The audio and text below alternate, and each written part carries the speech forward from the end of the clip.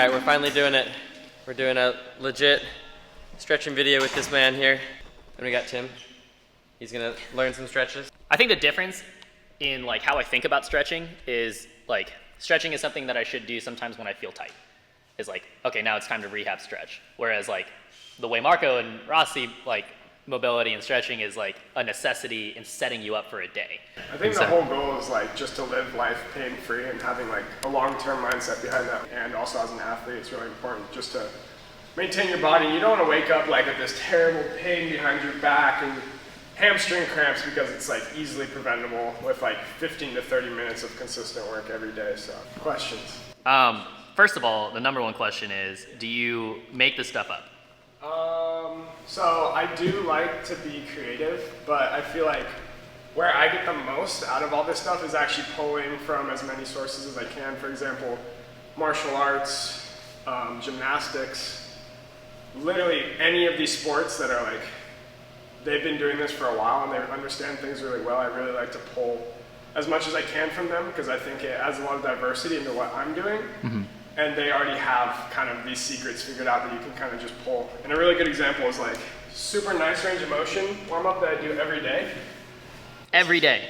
Every day. Even on your rest days? Or? Even on my rest days, just because it honestly feels good. It's from jiu-jitsu and judo.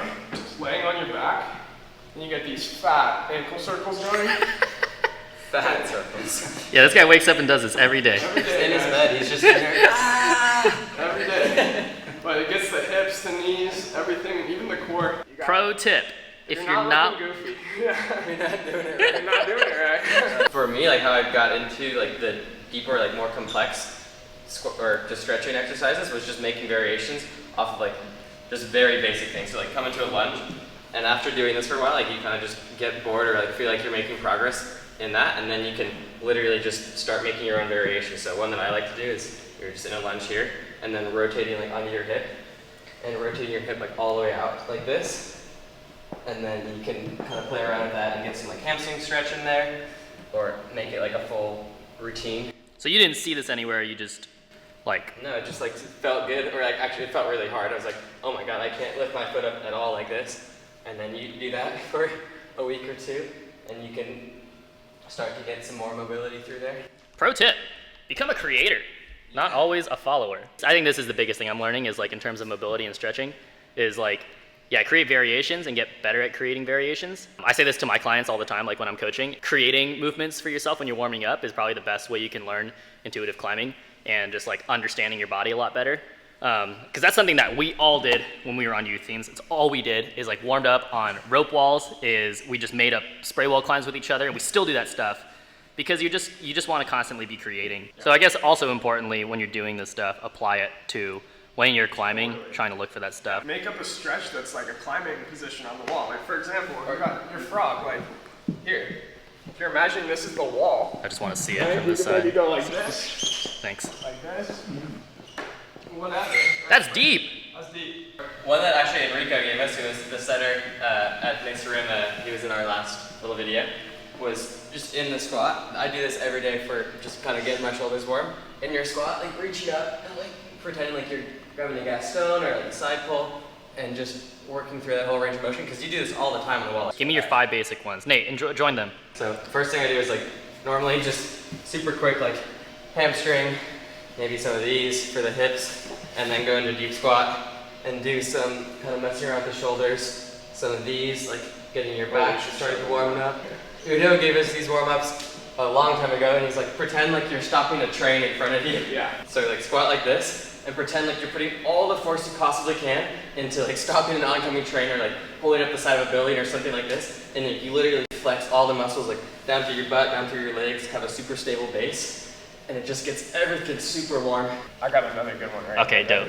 This protects your knees for drop knees, and you'll feel it through that kind of sciatic line, glute to knee right here. So I pull my chest back, lock in my core, and then keeping this foot planted, so if I can, without too much discomfort, I'm not letting this foot roll out, dropping my knee in here. And you're gonna feel that run right down through there. And I'm gonna switch, best that I can, keeping this foot planted. Boom. Really good test, guys, just to see where you're at, is your deep squat, right? So if I'm here, I don't have a great deep squat. If I'm here, I don't have a great deep squat, and it's really important that my feet are aligned straight, so no external or internal rotation, because that means your hips are tight most of the time. Feet are straight, back is straight, and my heels aren't coming off like this. Right. So I'm here, and it's nice if you're able to have some mobility through here. So move around, open up. How do you get better at that if you're not? I have a dinner table at home that's literally this high off the ground. So until I was like in middle school, we would only eat dinner like just deep squatting like this, and I would just watch. I would literally just watch TV. Yeah. Sometimes I would sit on a normal chair like this with my feet on the cushion. So I think like just in your normal life, just integrating this deep squat, I think, is so helpful. So, and just like like, getting it used If to you're it. just on your phone for a little while, 5 to 10 times a day for 30 seconds to a minute, just hit the deep squat. literally Why like wouldn't you? a couple months ago, I was like here, and now I can almost touch the ground. That's crazy. And from here, you can do those same like Same, Oh, exactly. nice. same drop me things. Could you Really explain kind of the difference and the importance of like doing static stuff and doing mobile stuff? Yeah, so I think like a lot of things just in general in life, like you shouldn't just stretch statically, you shouldn't just stretch dynamically, you shouldn't just do physical therapy type work. Like your routine should include a little bit of literally everything. So trigger point release, flossing, nerve flossing, static stretching, dynamic stretching, physical therapy strengthening. If you're not using all of these tools in combination, then you're just losing out to potential gains that you can make in all these different areas. All right, give us another. Another, all right, so this is simple and it will help you work your deep squats. Simple. So we got superficial backline, nerve flossing. I'll go back down in deep squat, so I'm in deep squat here. I'm gonna try, you have to keep the back straight the entire time, so my back stays straight, up and tall. I plant the hands, and from here, I'm with my flat back, I'm pushing my butt up into the sky, keeping my knees bent as high as I can. And then hold at the top, nice and slow. Come back down into my deep squat, and I like to look up, open up, and plant the hands again, keep the back flat. Most important thing is that the back is flat. Push the butt up to the sky. What do you mean by back flat? Can you show me a not flat back? So this Okay, arch. would not be I back see. flat. As you pretty much think about, you could let somebody eat dinner off your back. Like Okay. Tabletop. Wow, nice that and is easy. absurdly flat. See, And then boom. this is when you squat, and then you can just eat. We're trying to normalize that from not being an Asian squat. I still call it Asian squat because I'm Asian and I squat like that, so kind of makes sense, right? Healthy squat. But Marco is not Asian and he's squatting like that. Well, that right there is an Italian squat. This is an Asian squat. Exactly. That's a ginger squat. In my opinion, these are the single nerve flossing exercise that has helped me fight off tendonitis and keep tendonitis away. So you start right here. So you pull in, you're squeezing your shoulder blades together, and your hands are kind of up by your shoulders. And then you're dropping your shoulders down and squeezing the shoulder blades together. And then keeping the shoulders down, I'm gonna push out and flip my hands up. So it's really important here. My fingers aren't Classic like climber this. hands. My fingers aren't like this. His pinky is like out. I'm keeping my fingers together, and I'm trying to straighten my hand as flat as possible. So if my range of motion is here, if that's as far as I can go with straight fingers and a straight hand, that's where I'm gonna go, right? And then I Right. bring it back through, squeeze, and then I, boom, press out, flip, pull, pull, pull, pull, pull. So you see how his fingers are slightly bent? My pinkies don't go straight. I would tell you to come down a little bit. Yeah, so that's your range of motion right there. And that's what you're gonna work through. Let's do a couple reps of that. And we can add variation like this. Just twist out, bring it back. We can go out to the side. Wow. Bring it up. Can you talk about what you're doing with your like legs and your knees and your core right now? Yeah, so I like to set up just like a stable base, kind of what Ross was talking about earlier. So I align my feet nice and straight, hip width apart, slight bend in the knees, flex the core, and boom, I move through my range. You're just killing two birds with one stone. You're like starting to get your whole lower body warm as well. So this is every session you do this? Every day. Every day. Even if you're not climbing, that's impressive. And I mean, you'll feel it after. You feel more blood flow. You feel like everything's kind of almost lubed up and ready to go. Pro tip: just get lubed up in your warm up. What? Wait. Marco's words. My word. This is not the type of film I signed up for. Let's do these where you floss, you forward, and then you come across. Yeah. And then you come back down to stretch out the hamstring. All right, teach Nate like you're teaching the audience. So you want a pretty good split in your lunge. So I bring that front foot a little bit forward. Yeah, and now we're really working on aligning our chest over our hips. So I don't want to be chest over the knee, chest over the hips. And now with the chest over the hips, the core engaged, I'm going to sink straight down, open up on the exhale. And then I'm going to bring the hand on the outside of my body, up and over. I'm going to look up at my fingertips as they come across my body, and it's very normal to feel stretch in your psoas right here. Core up, Nate. Yep, core up. So you want actually the other hand, the outside hand. Yep, and you look up at your fingers. Ah. Look up at the fingers. I knew that was looking off. And now we're going to bring the arm back down. Hands on the hips. I'm aligned again. When he says aligned, it means like both your hips are in a line here. They're not like off center, so they're at a diagonal angle here. You want to like square them. Okay. So they're both facing straight forward. And then I'm gonna boom, shift my weight straight back over the back knee. Super important here, guys. No bad posture, right? Core engaged, chest tall. Everything's aligned. So again, like Ross said, I'm not out here. I'm pulling my hips in towards each other. My front foot aligned. Yeah.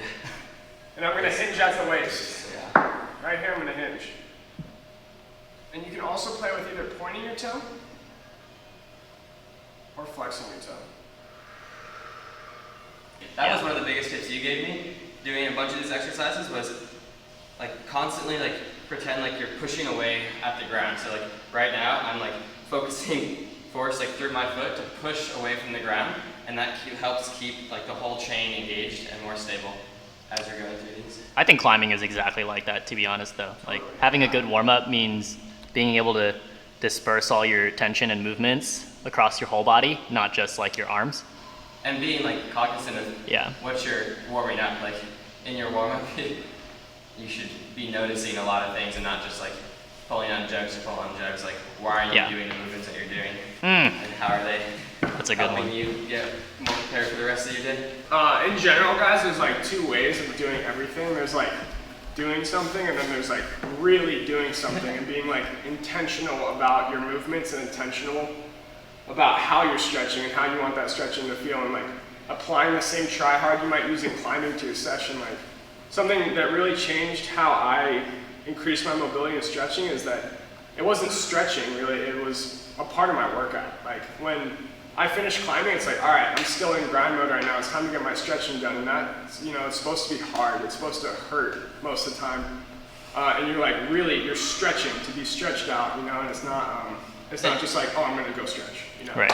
Like, I'd say my biggest like stretching sessions are on my rest days, where I'm like, okay, I can dedicate an hour and like a lot of mental energy to actually doing this well and learning as much as I can from it. Wow, I need to do this more because I'm way wobbly. Yeah, if you're doing mobility, stretching, releasing, like, dude, you should be sweating. Like, I'm sweating right now. It should be mentally taxing to concentrate on bringing the pressure to everywhere you want to bring the pressure, and you're pushing yourself, so it's going to be inherently like kind of uncomfortable in a lot of ways. So this literally gives you insane toe hook strength and protection. Please tell me, sir, because I am terrible at toe hooks. So you're lying on your back here, and again, like always, we don't want to fit the hand under the lower back, so the core is pressed flat into the ground. I'm going to grab one leg behind the knee, drop the other. So for me, I'm going to start here. I'm going to boom, straighten, straighten, straighten. At the top, I'm going to flex my toes back like I'm actually toe hooking something. Hold. Normal to tremble a little bit. And then I'm going to boom, nice and gentle, nice and strong, lower. And this is important too, guys. I'm going to squeeze my hand in between my legs. Squeeze, squeeze, squeeze, squeeze, squeeze. That's for the heel hooking, or is that? It's like. What are you doing with your heel right now? It's working both sides of the muscle. Yeah, so I'm You're heeling down, and pull. Wow. You're pulling with your hands and your foot right now? I'm not pulling with my hands are just holding the leg. Okay. And then boom, off the ground a little bit. Strain, strain, strain. Pull the toe back, pull the toe back. I think that's what it means, but when you have your core. Nice and controlled, I lower it. And I squeeze my hand down at the bottom as tight as I can. Now I'm moving back up through. Now remember guys, so if I'm here and I can only straighten to here, I need to bring the knee down, I need to bring the hands down, and then I'm gonna move through, straighten, pull the toe back. Nice. And then both sides, really important. Whatever you do on one side, you do on the other. You don't want to build imbalances. Say average time spent on the ground before a session is 15 to 30 minutes. Cool. Maybe I wake up after a really physical day of training and I'm like, yo, I am destroyed everywhere. I might spend an hour and a half on the ground warming up before I even get onto the wall because I really don't want to get hurt today and I want to feel good and I want to, you want to have access to all of your range on the wall, right? You don't want to be limited. Oh, I can't reach out over here because my chest is too tight. Like, no, let's take care of that before we get on the wall and feel good. Can we do another movement? Yeah, let's go on the wall. I'll show you guys. So this is ulnar nerve flossing. Ulnar nerve, so you have a nerve running back through the arm, but you'll feel it if you got super tight deep neck flexors or upper traps, which almost all of us do because we spend all day on our phone or laptop like this. It just destroys our Pro tip, don't spend all day on your phone or laptop. Yo, align your neck. If you're here, these muscles right here are gonna have to work so hard and become so unhealthy to support how heavy your head is right here, right? So yeah, especially your head. But yeah, man, look at this head. Come on, look at that head. It's got a lot in there. So I'm here, core engaged, my body's aligned, so I'm not here. I'm not here. Everything's aligned and straight. My hand is flat against the wall. My elbow is straight. This is all level and super important. You're gonna wanna be here. Drop that shoulder down. Press that palm flat, straighten out the elbow, align the core and the body. And I'm gonna look at my fingertips. Look up, over, and then straight down on the other side. Move back through that range. And look back at my fingers. This shoulder's gonna wanna rise because this hurts super bad. You'll feel like a stretch going all the way through that whole chain. I would say prioritize your elbow being straight and then just have fingertips on the wall if you really feel challenged through this, but you always have to have shoulder pressed down and the whole body aligned. And I'm looking, boom, down. This is a good time to mention the importance of breathing. Yo, if you're not breathing, if you are not breathing, you are not stretching. Because it's just how physiology works. We're gonna edit that in like every 2 minutes through this video. I'm gonna say it again. If you are not breathing, you are not stretching, guys. Please remember that. The most common thing that's gonna happen is that shoulder is gonna float up into your ear because of how uncomfortable it feels. So you just gotta, it's a good idea to actually take a video of yourself to check your form or do it in the mirror. That tip goes with everything, not just stretching. You know, I think the most important thing with this episode is just kind of understanding how to self-apply new techniques and like new movements. And we've given you hundreds of tips in this video that apply not only with your stretching, but hopefully with your climbing as well. Millions of tips. Millions. There's always two ways to do something. There's doing it and then there's doing it. You know, when you're doing something. Yeah, right. We'll define the difference. This is doing, and this is doing it. Yeah, you're doing it. Doing it. Marco wants you to do it. Guys, try, focus. 2 years ago when I started coming to San Diego more often and like working out with this guy and getting coached by Al, everyone was like, you need to get way more flexible and just loose and mobile on the wall. And like just the basic exercises I would do then were like literally just hamstring stuff like this, putting one leg in here, like getting so much better like this. When I first started, I was like here, and just working through those super basic ones helps a ton. This is another good one I do every day before I climb in. Do that one again, just for me, thanks. You can throw it in like that. Yep. But just play around with a bunch of different things and create your own, call it 10-minute routine before you get on the wall that gets you feeling good. And like if you try that for like a week in a row, you'll notice like, okay, like maybe I want to add in some more like drop knee stuff because those felt a bit uncomfortable on the wall. Or maybe I'm feeling like really tight on like scrunchy moves, so do some of these in your warm up. These are another ones I do like every day. Super simple, like even if it's just for 30 seconds on each side. Yeah. Just running through a bunch of shoulder. Yeah, I like because this is saying basically like do stuff that applies to you, like stuff that you find, you know, maybe less common in your routines, or like, you know, if you're avoiding movements and climbing because of certain types of applied movement that you're not really used to. If you ever have questions, I'm sure you can ask Marco on Instagram or ask Ross, and Send me a DM, like yeah. send Marco a DM and I'll try like to do it. ask him like, hey, I want to help. I want help increasing this type of mobility, and he'll just Venmo him. Here's Marco's Venmo. Just if you text him, just make sure you send him like a $5 tip. Just like climbing, we tend to shy away from the things that make us uncomfortable and that we don't want to do because we don't like it, but this same exact thing applies to your mobility and your stretching. If you feel something, you're like, wow, that was it. So if you're doing these arm things, you're like, yo, that was like the worst feeling I've had in my arm in like 5 years. I know it hurts, but maybe it's time to start doing 25, 50 of those a day, because that's where you're gonna see real gains. And if you find a stretch and it's easy and you're already really flexible in it, maintain that, but seek out the things that make you uncomfortable and the things that are really challenging, because ultimately that's where the gains are going to come from, on the wall, and just like feeling good in life, like not waking up in pain and stuff. Nice. You know what I might do? I'll talk to Josh about this, but it'd be sick. Is if check out testpiececlimbing.com. But that's where we get coaching, but also like if you want to sign up maybe with Marco to do a mobility session, maybe he can just sit with you. I think if you want to specify, because a lot of this stuff is like really, anyone can do all this stuff and probably grow, but I know a lot of people who can specifically work on like very specific movements and things that might be helpful for them. So maybe I'll hit up this guy and see if he wants to set up a page.